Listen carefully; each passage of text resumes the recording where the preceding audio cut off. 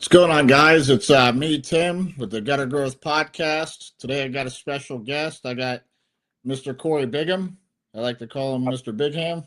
What's going on, brother? Tim, how we doing today, brother? Good, man. How you doing?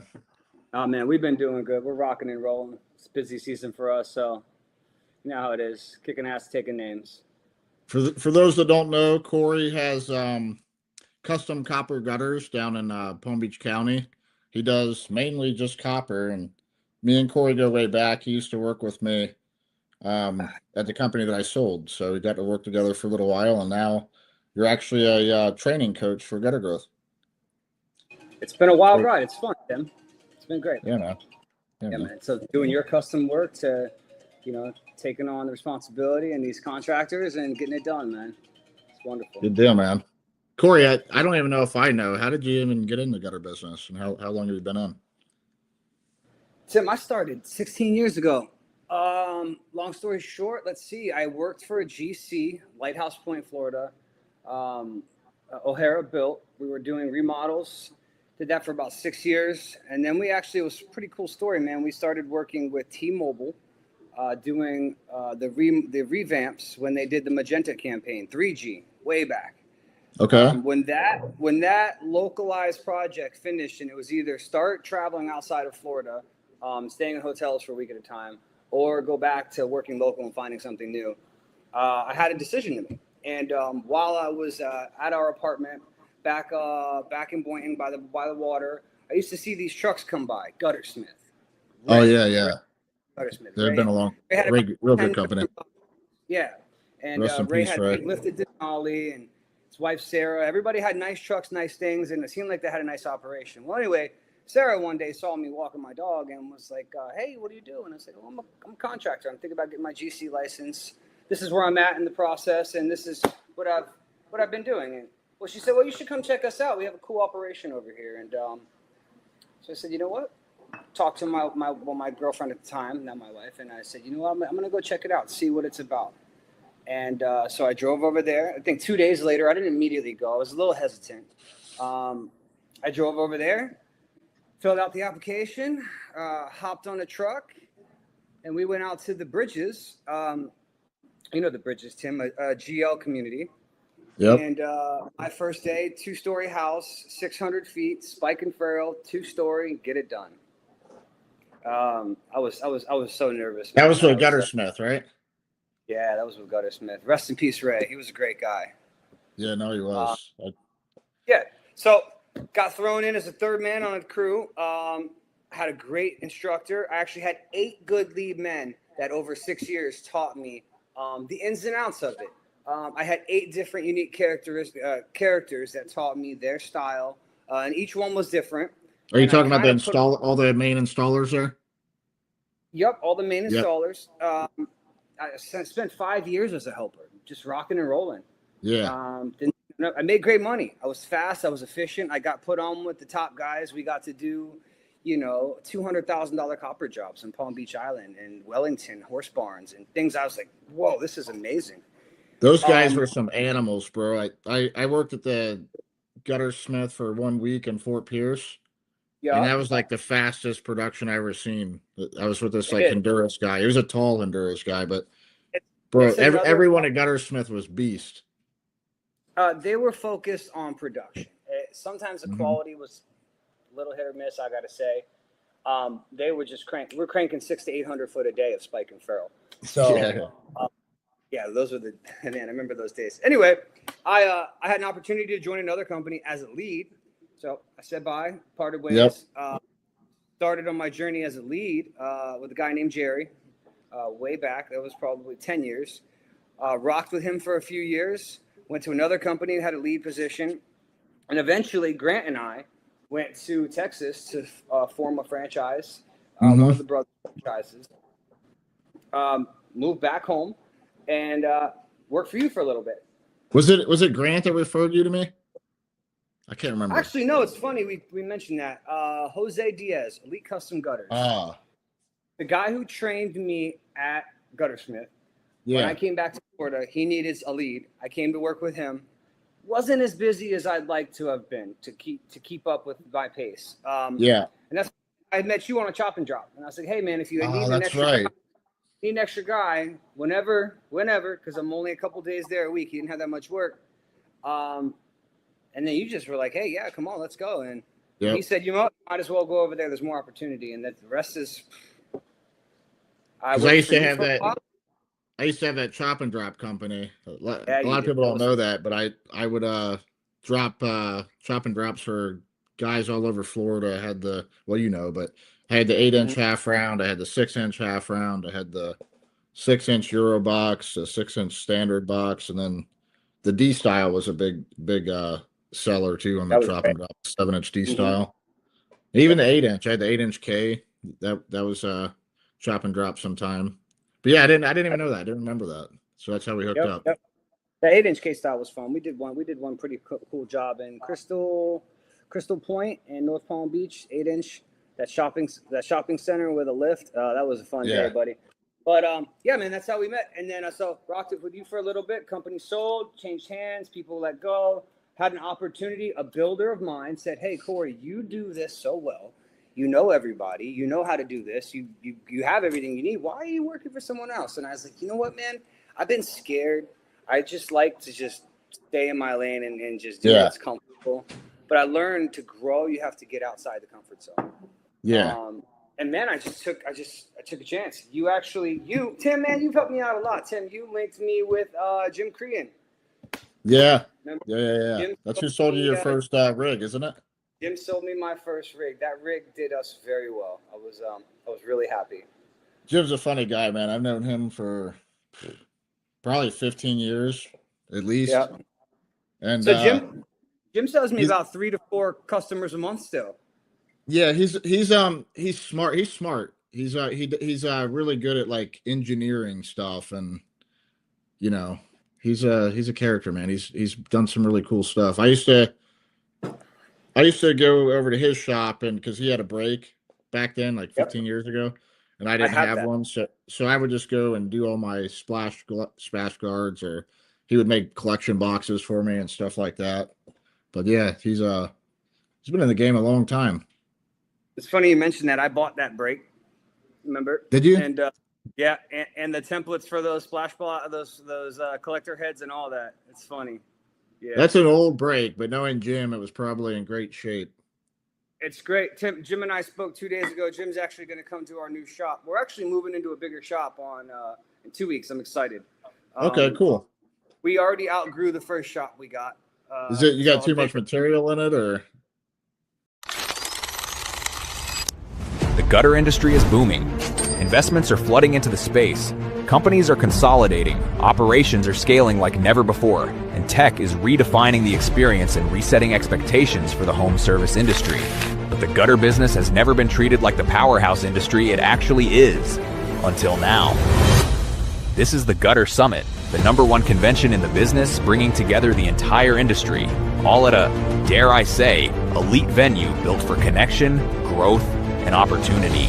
Taking place September 23rd through 25th in New Orleans, the Gutter Summit unites the top vendors in the country, investors who are pouring money into the home service space, contractors, operators, manufacturers, service providers, startup founders, and more. Oh, and did I mention fun? Our evening networking experiences will set the bar for what mixing business and lifestyle looks like. Food, fun, high-level connection, and an environment where real relationships are built and deals get done. All of this in one of the most electric cities in the country. Get your tickets now before it's too late, and we'll see you in New Orleans this fall.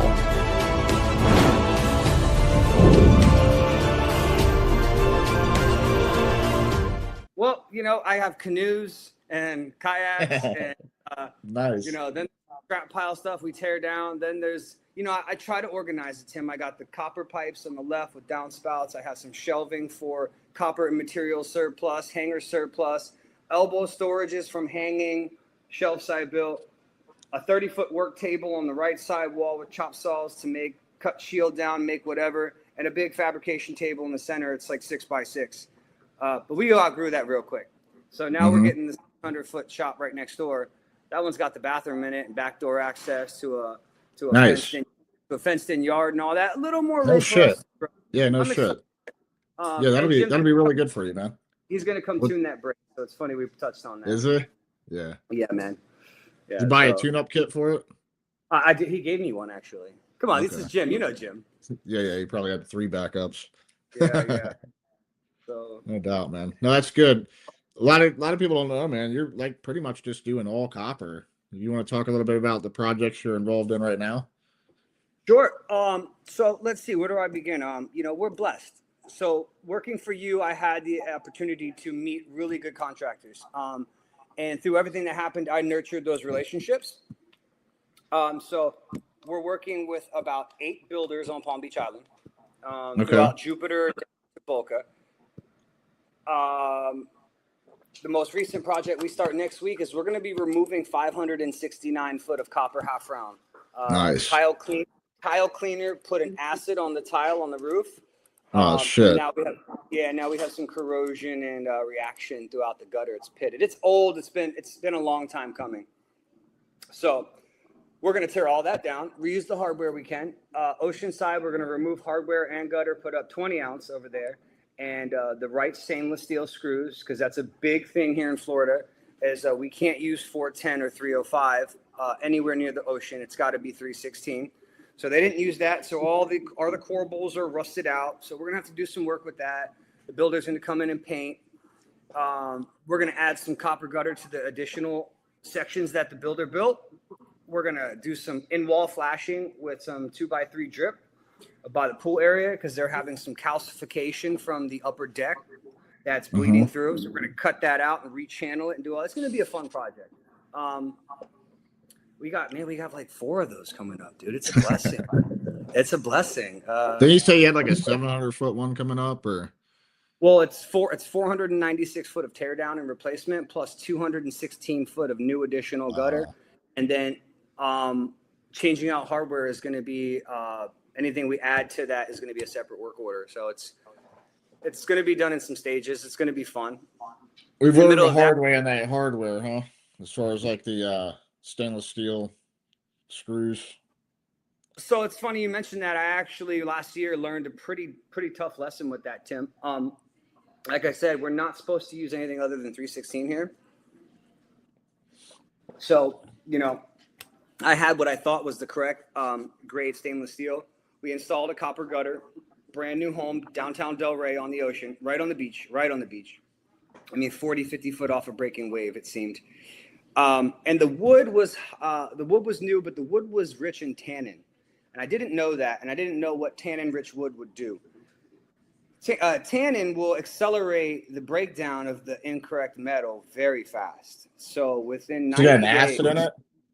No, the wood had tannin in it. What is tannin?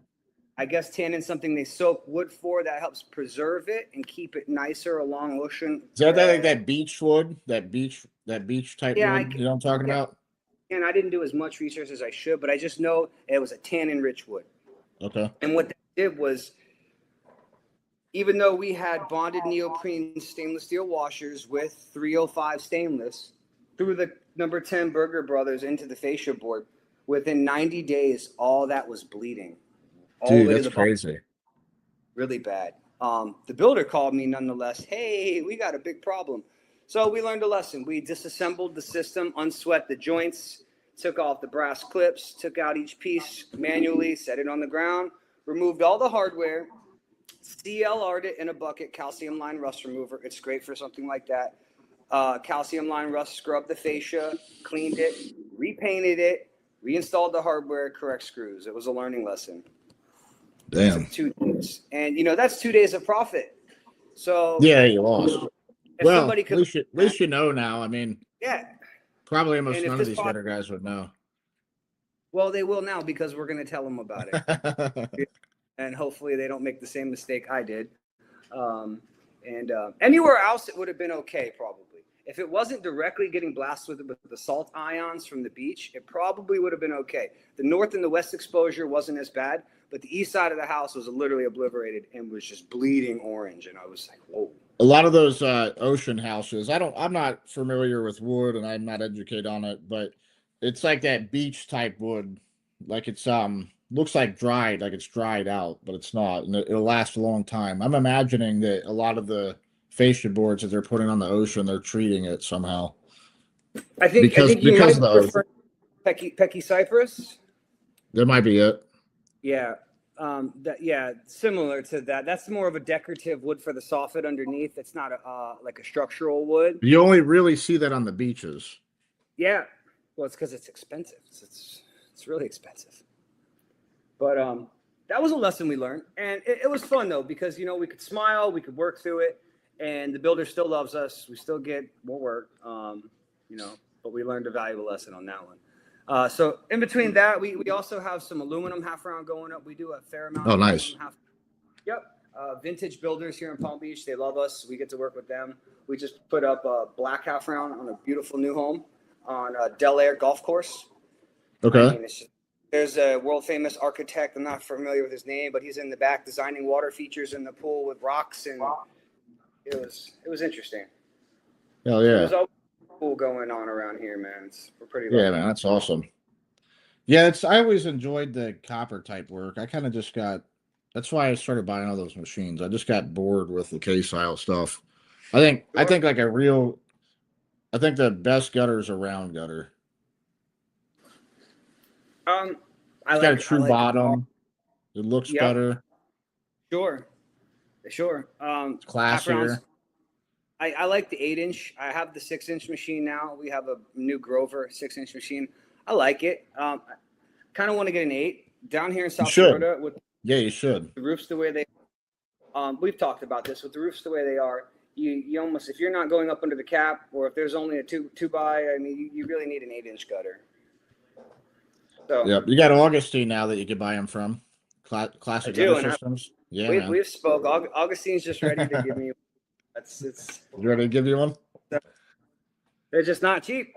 We'll get there though, one step at a time. We got 2 rigs. Well, a lot of people have this preconception that 8-inch is huge. I mean, not really, man. It's the same exact size as a 6-inch K style. Because it's ran off the same 15-inch coil. So I don't feel it's huge. It's just it's wider, less deep, and that width does really great on those barrel tile roofs at that low point because it just shoots out so far. Yep. So I think it'd be a good move to do. But you've also been doing a lot of training and going out and teaching people how to solder and do installs and that type of thing. You want to talk a little bit about that, or? Sure. So we're going on our 4th training.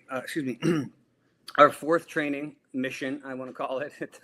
We went to Tennessee. We went to Jacksonville. We went to Tallahassee. And I know Grant's got me set up with the boys, Trevor, and them, I think, in Alabama. Okay. You got one coming up? Yep. And then we met with Dustin and we met with Chris. And it's been fun. It's fun, Tim, to get to go see how other people do it. And then it's fun to give a little bit of insight onto maybe some more efficient methods of doing things.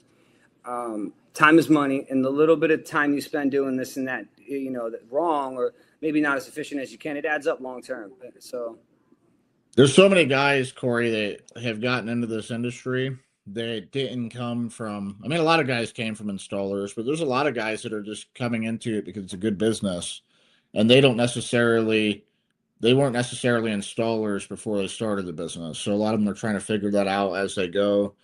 And you just don't know what you don't know, so there's a lot of value in the systems that someone that can provide that, especially down in South Florida, when you came from a company that can do 700 feet in a day. And people think that's not possible, but I know it is. Those guys are like animals, and they were doing it all with Spike and Farrell back then. I mean, we all were, and so it's not just the marketing, getting more sales and all that is going to make a company productive and profitable, but there's so much profit that's made right there on the installation and the systems that you have in place to where you can accomplish a good amount of work, with not a ton of effort because you're just doing everything efficiently. Sure. And to touch on that, the efficiency really is everything. And, that's one of the cool parts of being an instructor in the gutter growth program is that we can make these cool videos. We can show people, we can try to help people that maybe didn't have the background, like you said, maybe that bought into it or are just jumping into the game because they see the margins. They know that there's profit in this industry. Mhm. And we can help streamline that, and that's great.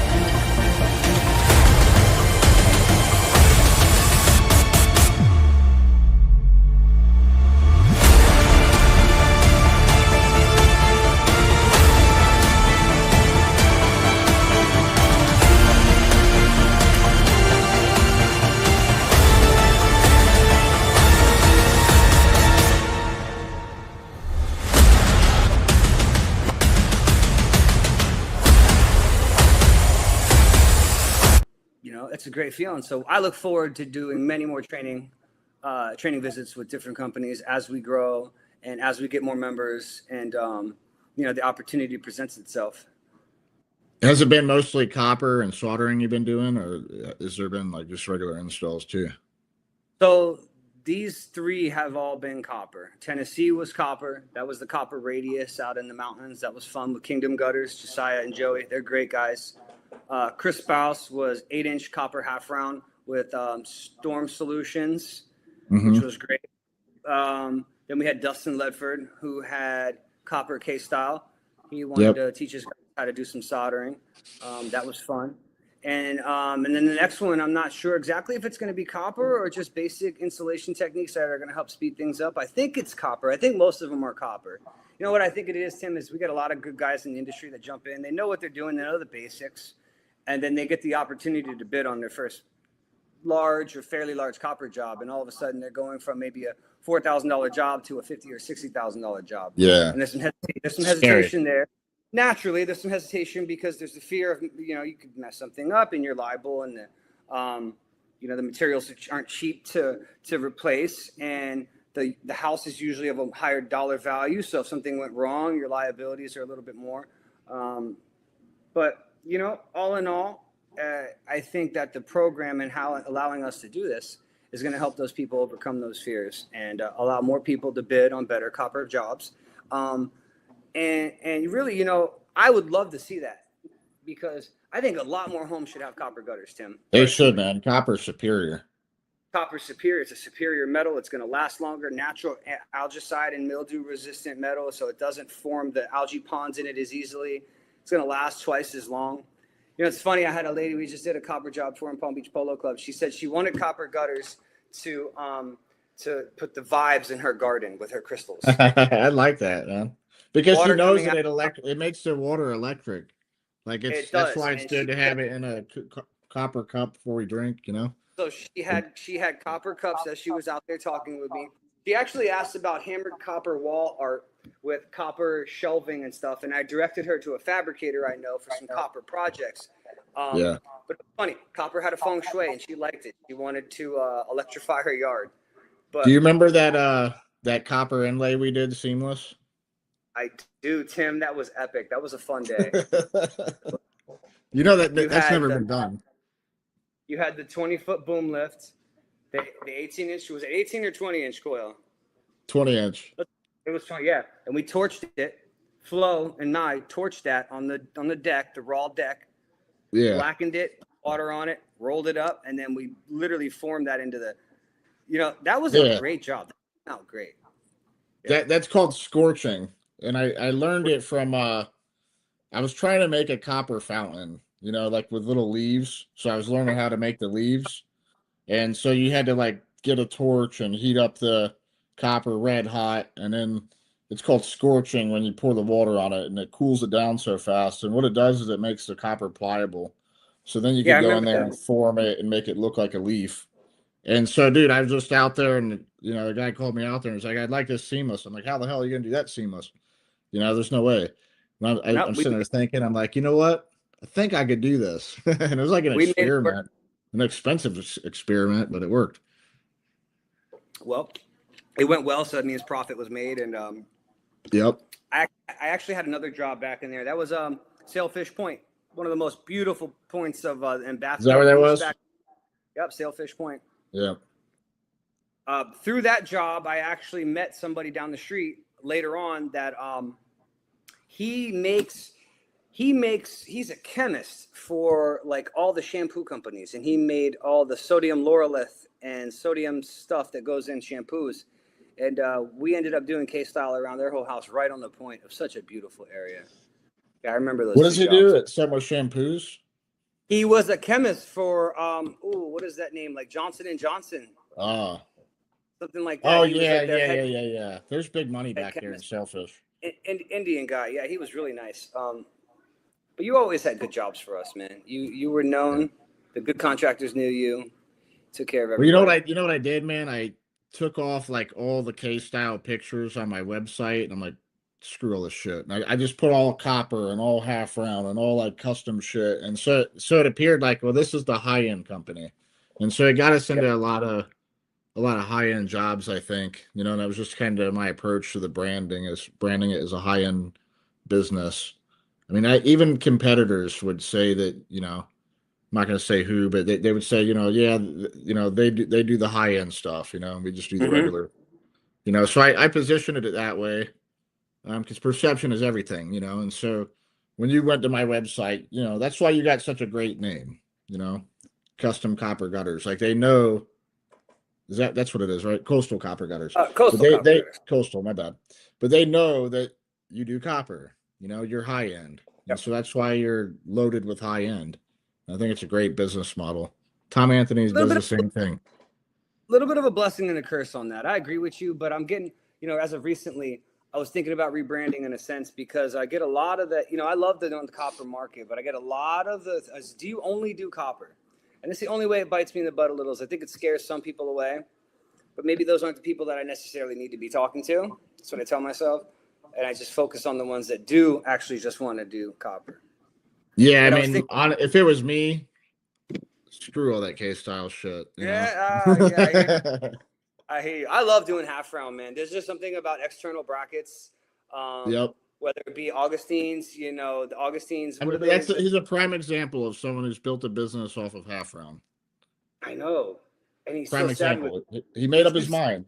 I love half round. That's it. Did you see the radial half round yeah, job? That's sick. Yeah. 44. I've never done one of those in half round copper. That's pretty cool, man. You got a chance to do that. It was 30 feet up. It was fun. Yeah. It was hot. It came out great. Yeah. He loves it. He's a raving fan. It's refreshing. Most of the people who spend money like that, I really don't get much feedback from.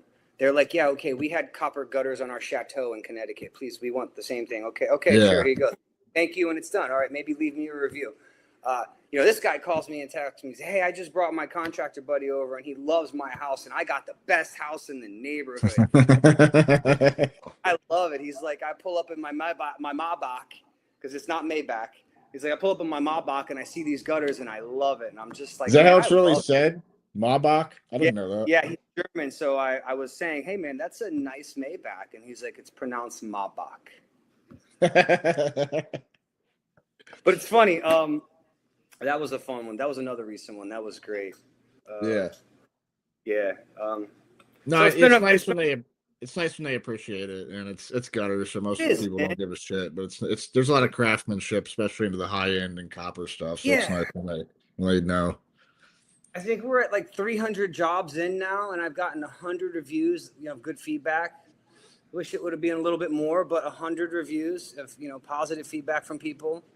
So I'll take that. 1 in 3 actually give me a good vibe out of it. That's really good, man. I think the average is like 20% of people will leave a review. So yeah, it's not it. That's probably even high. So I think you're doing great, man. If you get a third of them giving you reviews, that says a lot.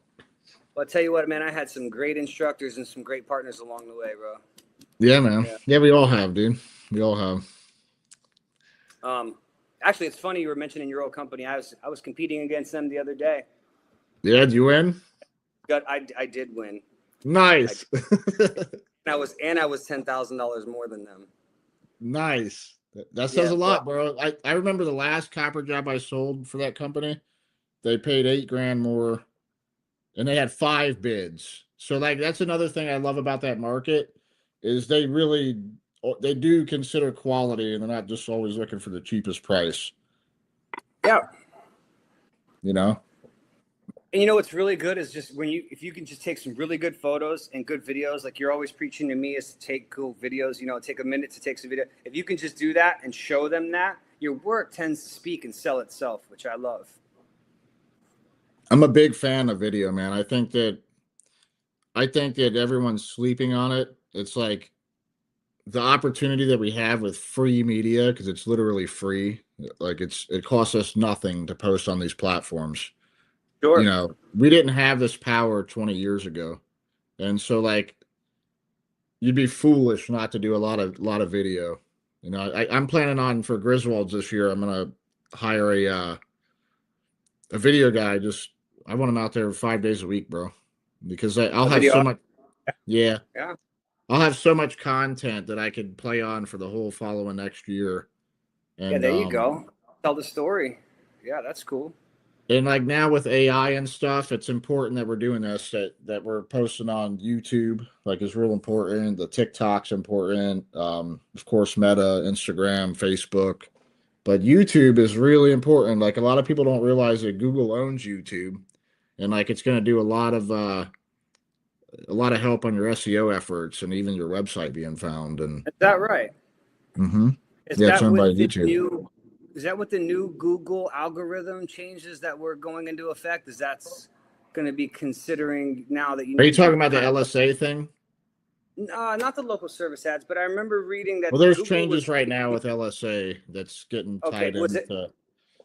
Was it only for that, or is it that they are now going to be recognizing companies that stay consistent across all platforms, posting keywords relevant? Well, I would say that's maybe Google's probably doing that, but it's not because like my perception of it, I'm not a Google expert. My perception of it is that's how AI behaves now.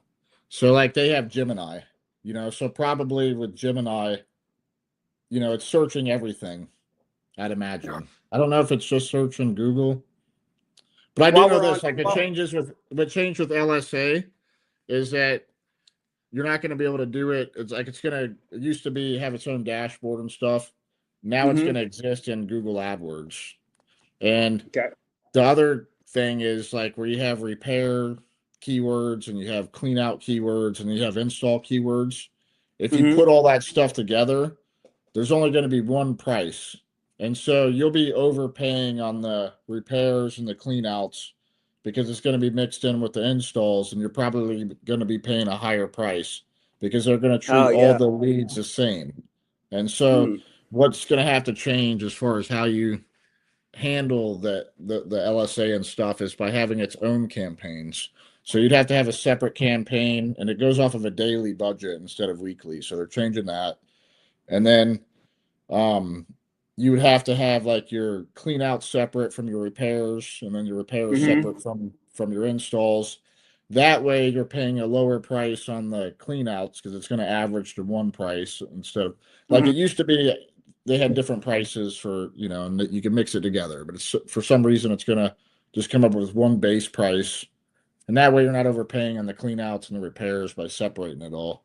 So that's going into effect now with the LSA. But like in Florida, you can't really do LSA. So it's also going to depend on what state you're in. Like Florida, you'd have to have a roof. Well, you'd have to have a roofing license. Oh, that's and right. Then if you did do it, then if you did do it, now you're competing with like roofing leads. So you're going to be paying $400 or $500 a lead. So it just doesn't. We don't want that. So it doesn't make sense, in this state. But there's other states that it makes sense in. And so I guess that's the changes. I know that, but I don't know, bro. They're changing their algorithms every day. Like same with Facebook and Meta. It's like things are always changing. You kind of try your best to figure it out. Well, I've been fortunate, man. You know, up until this point, I really haven't put too much into advertising. I tell you, I love Mr. Pipeline. We use Mr. Pipeline for SEO. Keep us ranking local in 5 areas around the top, and that changes week to week. But you know, we did one AdWord campaign. Didn't really like. I actually tried to do it myself, and I got like 40,000. Oh, don't do that. No real return. $2,000 that week, really quick. And as a small business owner, I was like, okay, let's let the professionals do this so we know how to do it. But man, we've been lucky, dude. Word of mouth and referral and repeat business from contractors and roofers has just been our bread and butter. I haven't had to put any money into. You know what I did just start doing? Me and the accountant, we were going over it, and we put some money into AI-based lead generation, like Close.ai. I got to tell you, this is great. I don't know if you try it, if you're familiar with it. But this system, basically how it works is that AI messages a mass marketing campaign to people. Hey, are you interested in Christmas lights? The ones that say yes, then a live agent contacts them. Hey, this is Sophie with so and so. We got your inquisition into lights. Are you still looking for Christmas lights? Absolutely. Is this a text message you're talking about, or how does AI reach out? I believe AI sends a mass text message thing. Yep. Okay. And it works. So we're spending about $400 a week for 15 to 16 leads. The first week we closed. That's good. We closed 3,600 the first week out of $400. The second week we were right around $4,000 again. Now I paused. I still have 15 leads left from. I don't know. Give me a lie. I got 15 leads left, and we have all this builder work. But it's a great avenue to check out that. What is it called? Close.ai.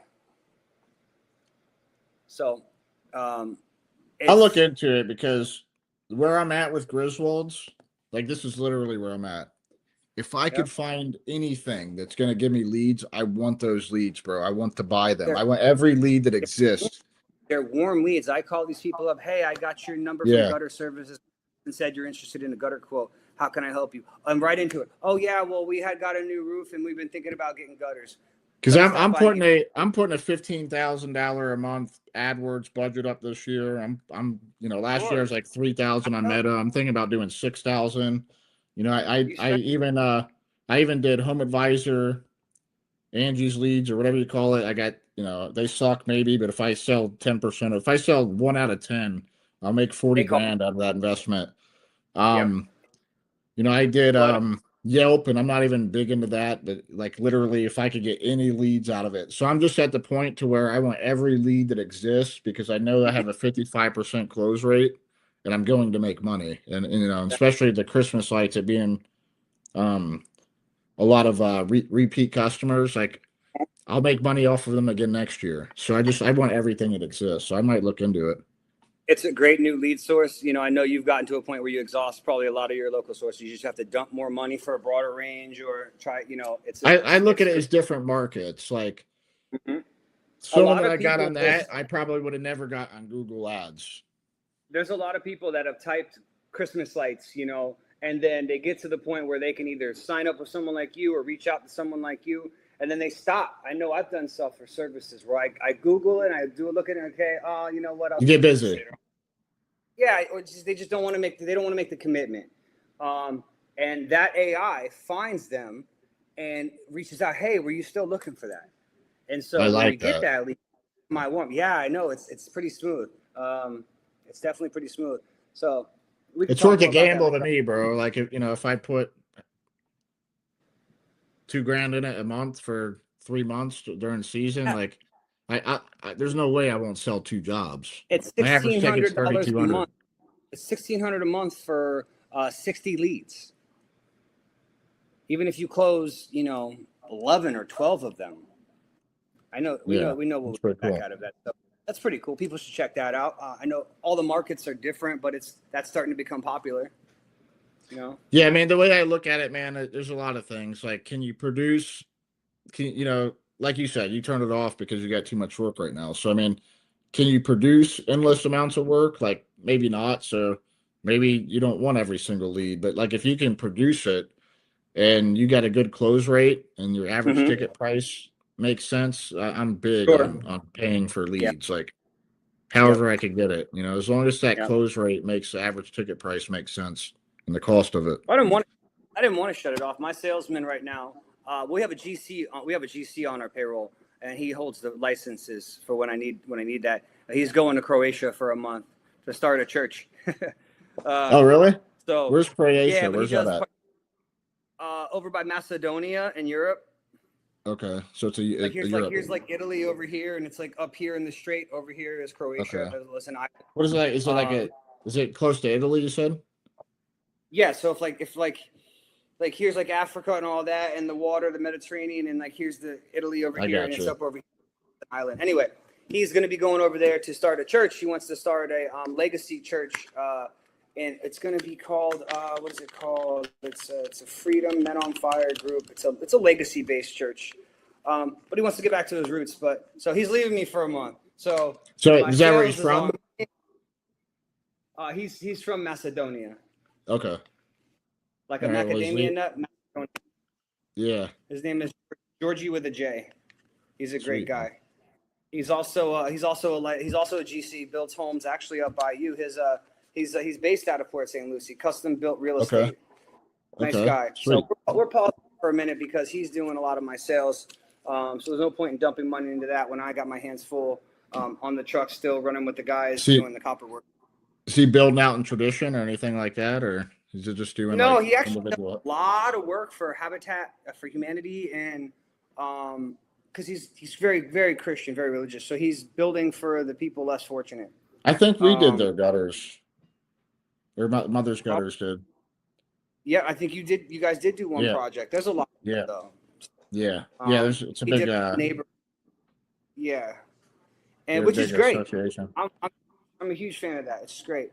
Mm-hmm. But so yeah. But anyway, that's another great lead source. Check it out. You're already rocking and rolling though, man. You're doing great. What are you guys on track for this year? How many new homes are you gonna do? Well, I'm gonna start another location, but other than that, I don't know. This local location, I got 245 houses I did last year. That's amazing, Tim. You know, I don't really know how many houses I'll do, but I think that like I'm trying to hit. Last year I hit 608,000.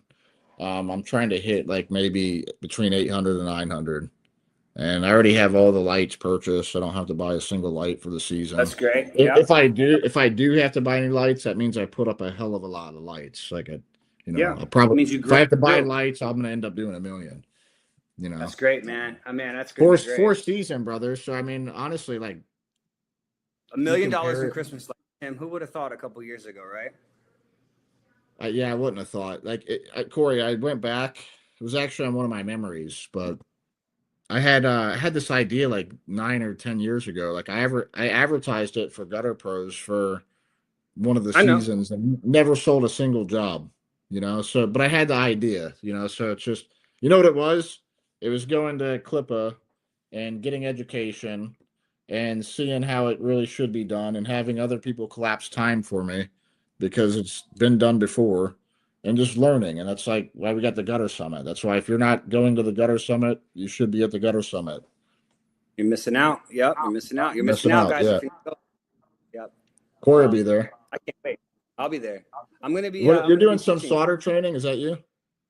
We're going to be doing a lot more than just solder training this year. We're going to have, if I'm not mistaken, it's going to be, I think James Diaz will be there doing some installation. We're going to have Tom Anthony doing some really cool soldering and cutting techniques. I'll be there. I think we're going to have Josh Forbes there. Yep, we are. Doing a science table. I believe we're going to have Gutter Guy Josh there, which I'm super stoked because I can learn a lot from him as well. Yep. It's like the Copper King. Yeah. Bless you. Excuse me. Oh man, one of the things about my wife running a dog daycare some days is. But anyway, we're gonna have a lot of events going on there. It's gonna be super fun. I'm gonna be getting there Tuesday night and staying till about Saturday or Sunday. So you guys got to come check us out. We're gonna have good food, good times, good speakers. It's gonna be a blast. We got real good food in that area. Yeah, man. It's gonna French. It's gonna be great. Atlanta was great, man. We had a great 2 years there. That was really fun. I'm excited to see how Louisiana is. You know, we're gonna have the training trailer, the gutter growth built out training trailer. The 6-7 combo is going to be there. The trailer fully built out with the Spartan combo. So that's going to be fun. They're going to be picking up the new machine there as well. So we're going to have some opportunity to get hands-on training, gutters running out, show people how to hand cut. Maybe if they want to get rid of the strip miters or box miters, it's going to be a great opportunity to effectively and efficiently learn how to do that. Yeah. And even if you don't, even if you still install with strip miters, it's good to know how to hand cut miter, because you're going to get that oddball corner that, you could just get a angle finder, figure out the angle and hand miter it, it comes in handy. Everything's not a 45 and a 22.5. It's funny you touch on that, man. We had to find one the other day. I had a 133.6 degree miter. And, is that one of those alligator ones? Shark tooth. Was it an outside corner or inside corner? Inside corner. Yeah. There was this community called Nettles Island. And I don't know if you've ever been in there. It's in Jensen Beach. Right. They're trailers. They're trailers right on the ocean. But dude, every outside corner is like an alligator, dude. It's like the outsides are like this, the insides are like this. It's the most wild That's corners. Funny. Yeah. So I got pretty good at them, because I had to keep, my boss kept sending me in there. Like, fuck, I'm in here how again. I learned how to do that, man, is Wade. Wade taught you. Yeah. Wade taught me, an OG. Yeah. I taught Wade a lot of stuff. Yeah. It's funny, man, who you learn things from and what actually sticks. And Wade taught me the bolt cutter trick. What, how to pop spikes out? Yeah, that's fun. Yeah, we lots of experience with that. A lot of these guys don't know how to do that, bro. I used to get up on a roof. I'd have a pouch full of extra spike and ferrules, the bolt cutters, my 20-ounce hammer, rivet gun, and spike and ferrule, banging everything. And there was nothing worse, Tim, when you had 3/4 of that piece nailed off and you slipped and you dinged the heck out of that face. I know. Cut it yeah. Try to use the ferrule to push it out and hope it wasn't bad and you could get away with it. Oh, yeah, but these guys don't know, man. These newer guys, like, installing was a whole nother ball game back then. All spike and ferrule, and you better not miss. If you miss, like, that whole 50, 60, 70 foot piece is trash. Sometimes you could make it. What's that? Let's talk about roof Indian style, hanging over with a 50-foot piece in one hand, a hammer in the other, setting the spike and banging it in, and hoping to God you were up on that tab end for the first piece. Yeah, that was fun, man. But I'm glad we've changed to hidden hangers now. It makes installing more efficient, easier, and when you need to replace or repair something, you can more effectively and efficiently take it down. So I resisted it for a long time, switching over. I feel like that company, Guttersmith, never switched over. Were they still doing spike and ferrule when he passed? No, Ray, Ray, before he passed away, Ray had sold, but Ray, see, I want to say 12 years ago we switched to they were Gorilla Clip hangers. Oh God, they were so greasy. I remember getting the greasiest boxes of hangers. You remember that? You pulling them out and your hands are coated in silver gook. Oh, I hated that. It's better than the OSI caulk though that was all over our arms for years. I loved when I finally switched over to GeoSil. There's nothing like you're using OSI, and every time you're done and you think you did good, and then you're like, oh, wait, how is it all down my arm, my leg, the back of my Then in the shower, like scrubbing your skin off, all on the ladder. You're like, where did this come from? Yeah. That's funny. We actually had to use some OSI yesterday. We did it. Cool, it's good for some things, man. Like if I had to cut out a splash guard to fit the profile of the gutter, sometimes you got to do that. I'd fill it in with some white. Or if you got wood, you don't want to really, if you're filling in some wood for some reason, the OSI seems better. So it had its things that I liked using it for. I use, while we're speaking on that now, the same way that you like the texture and consistency of OSI, I don't use GeoSil anymore. Not only is it more volatile VOCs and toxic for the body and repeat touching and, leaking, it's got cancer warnings all over it. But really? Yeah, it's true. Yeah, so Laser Manufacturing, one of my affiliates and partners, they supply me with Bostic 914. I love it. It's Miami Dade approved, low VOC, sets underwater it could set underwater in 24 hours. Where it pulls I forget how it works chemically and molecularly, but it like pulls the moisture out of the air and expels it. Versus GeoCell has to sit there in a dry environment and bake dry for 24 hours, and it's a little bit harder to set. But it's just like OSI, the consistency of it, versus how GeoCell is it's more resiny. I don't know, it's hard to describe, but I always liked Volcom. Great. Southern Sheet down here supplies it. We use that when we're doing some copper applications, and because it works with copper, because of the it's elastic. Like, just use that though, because when the copper patinas, that transformation will break that chemical bond. But when you can't get an iron all the way up a new cedar shake roof under that drip all the way up, that lasts a little bit. I don't recommend anybody caulk copper. Copper, no. Yeah. No copper. No caulking. Doesn't matter if you put 1, 2, 3 and bang it in and seal. None of that. No, that's not the way we do it. Nope. No, I mean, dude, you're putting on like luxury, and then you're giving them shit. You are. That's like using zip screws in the copper. Why would you want to do that? Yeah, I hate that. Yeah. Anything that's custom, man. If it's 10-foot sections, it needs rivets. If it's half round, it needs rivets. I can't stand screws in half round. So, in working with some of the coolest and best and oldest roofing companies here, I get to sometimes pick their brains. And one of the roofers I work with, they're a 100-year-old roofing company on Palm Beach Island. They do pretty much, them and another company do all the really cool big jobs. But the point is, I have learned, and I'm learning, because it's a process and it's not easy, but like some of the nicest work, they don't even use rivets. They cut the angles exactly, and they'll use the little Wuku bender along the edge to get the slightest bevel. They'll bring them together.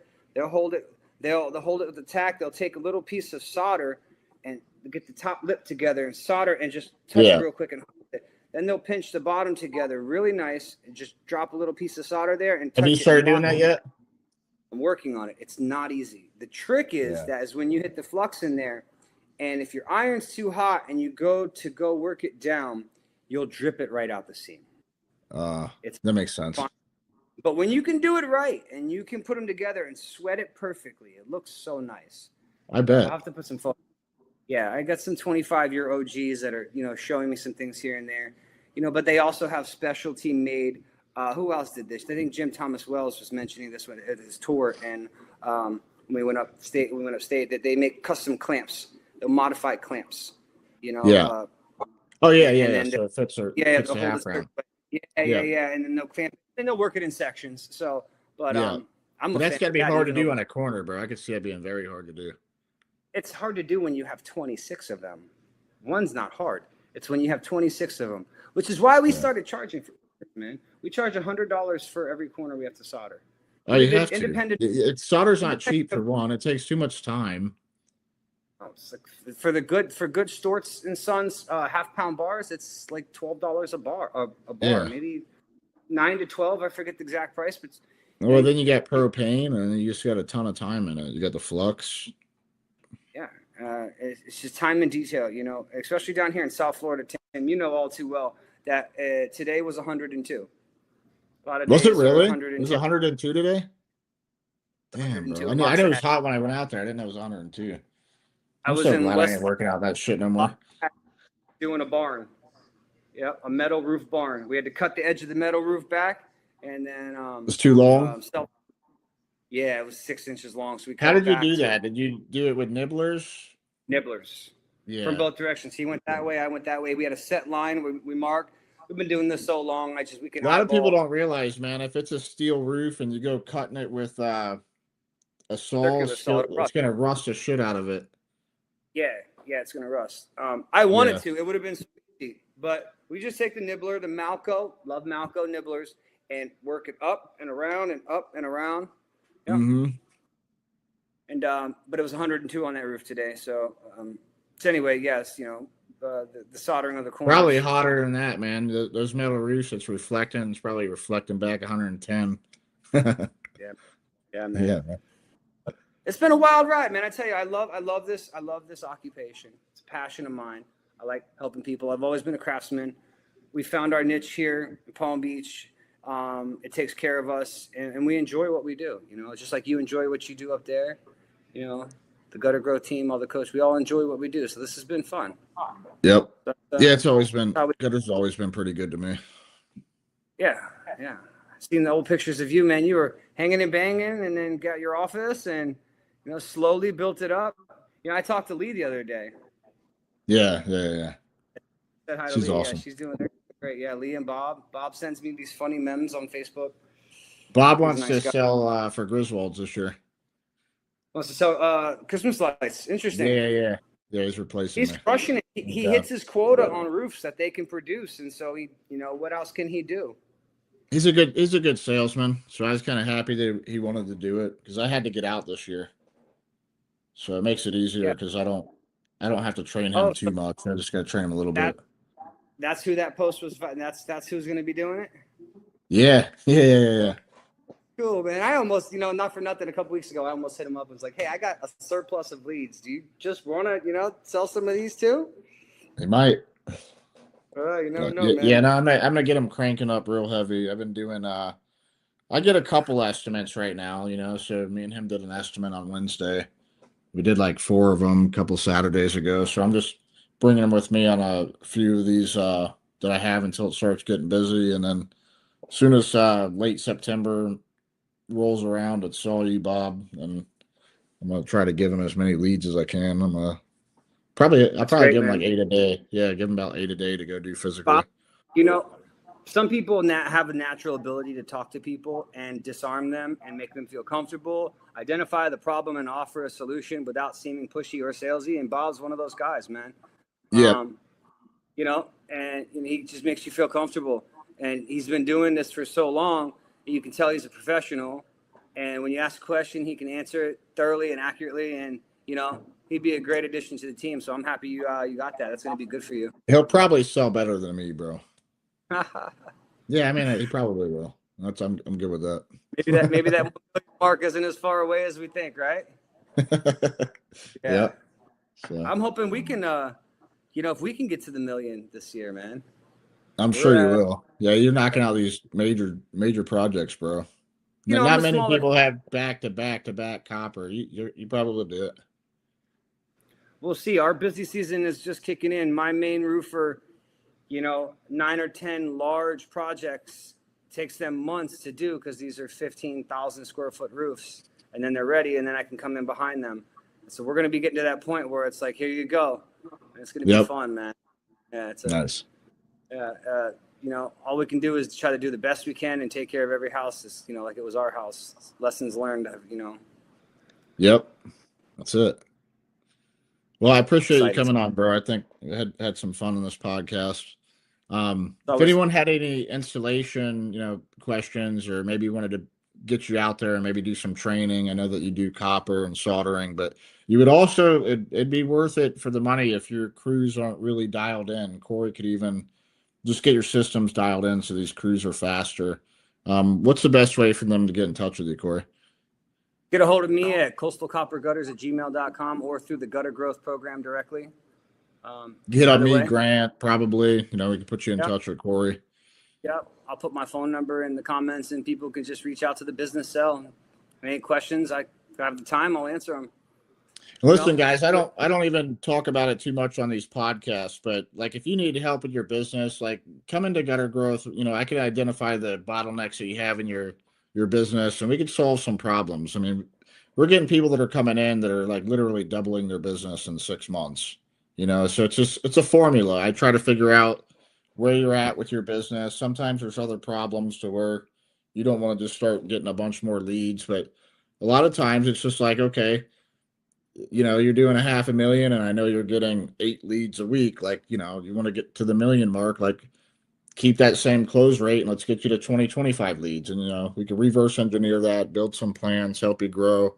If you need any help, don't be afraid to reach out or DM me or apply at guttergrowth.com. So we could get on a Zoom call and I can see if it's a good fit. So appreciate you coming on, Cory. Thanks for your time, Tim. I'll speak with you soon.